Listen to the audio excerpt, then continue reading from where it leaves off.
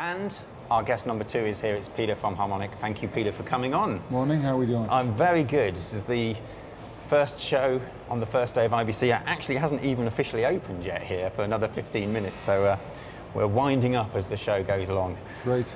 Peter, you are from Harmonic. I've spoke to some of your colleagues before, but for those who don't know, tell us a little bit about Harmonic. Harmonic is a video delivery infrastructure provider. Yep. We do everything from contribution encoding, right behind the camera for transmission, Yep. through editing, storage, playout, encoding and delivery, and cable access. So our cable edge and CCAP. So end-to-end video delivery. Excellent. So I have in my notes here, what's Harmonic role in video? But however, it seems to be it's a big role, Yeah. literally the whole end-to-end. Right. So do you provide, in that case, a total end-to-end solution, or can you provide parts of? Yeah, and we can do everything from individual products Yep. for things like contribution or playout or Yep. distribution encoding, Yep. or we can build complete systems, which we very often do Yep. these days. So obviously we are streaming HD. Yeah. Everybody's working HD these days, but there's people talk about what is real HD, Ultra HD. Ultra Yeah. HD. Right. So right. let's start talking Ultra HD. What's your take on that? Well, so maybe the main topic here Yeah. at the moment is Ultra HD Yeah. and 4K. Yeah. We see 4K as the production standard and Ultra HD as the service that goes to all these new televisions. Yeah. Because they're actually a little less than 4K, right?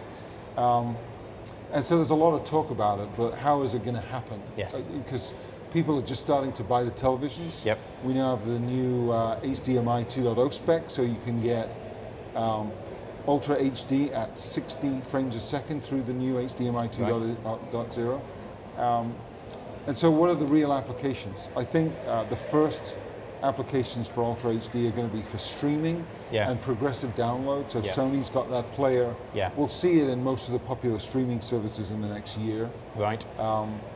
We'll also see some first linear channels. Mostly they'll leverage compressed playout, Yeah. which is where you, say, take a movie, you compress it and store it, and then transport spool it out on a channel for Yep. televisions. And then the other thing, I think, which will be a lot of what you end up seeing on Ultra HD, will be 1080p channels. So Yes. today, if you own a 1080p television, which most of us do, Yep. most of what you watch is actually 720p or 1080i. Yes. Right? 1080p tends to be what you get on a Blu-ray disc. Yep. Right?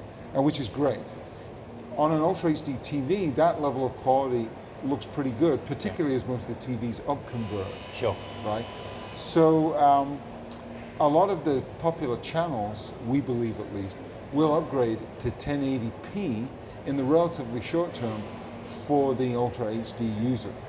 And so it's very real world. So, I mean, talking real world, if you've got a 1080p TV and we're getting to the point where we can deliver a true 1080p content to them, how's this going to work at the end user? I mean, if the end user is going to still have to have, we're not talking over the air, we're talking over bandwidth for this. Yeah, well, 1080p is more bandwidth than the channels today, but the popular cable, telco, satellite services can provide 1080p.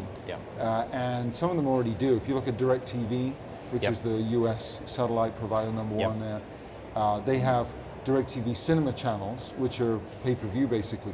That's all 1080p. Gotcha. Now when it comes to Ultra, that will, for the most part, for any linear channel, require a new set-top box. Sure. And so that'll delay some of those deployments versus 1080p, which is a very real-world application, or some of the streaming applications and services, because that's just a software application you download to the player and kind of play it out from there.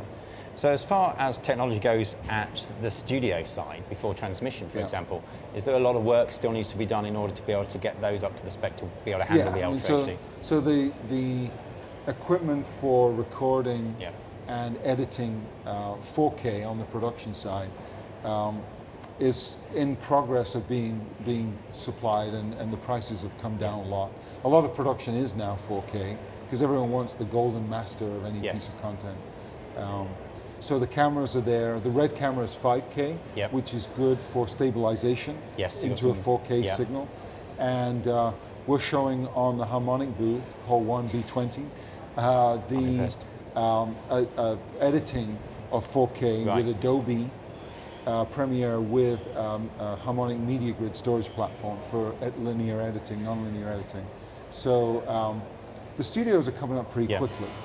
The production infrastructure, it makes perfect sense. It's not that big a price premium. That's coming down. That's all happening. That's a given. Yeah.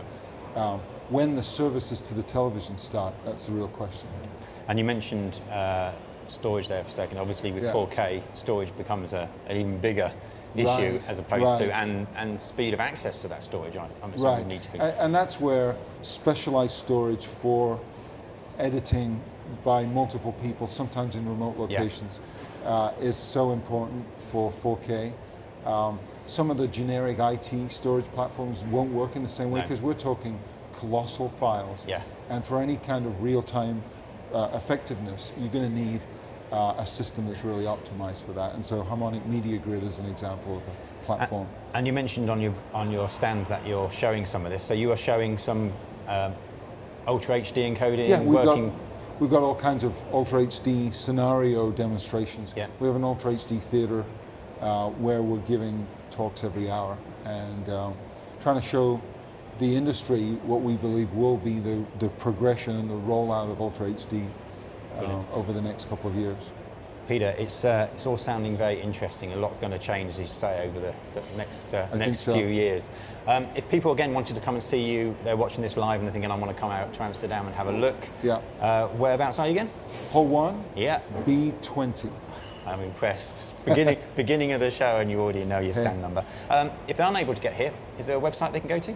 They can go to www.harmonicinc.com. We just put out live on our site 4K clips that people can download to play with the format. Yeah.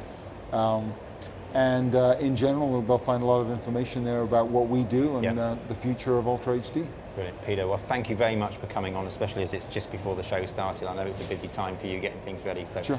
much appreciated coming onto the show. Thank you Thanks very much. for the invite. Thank you.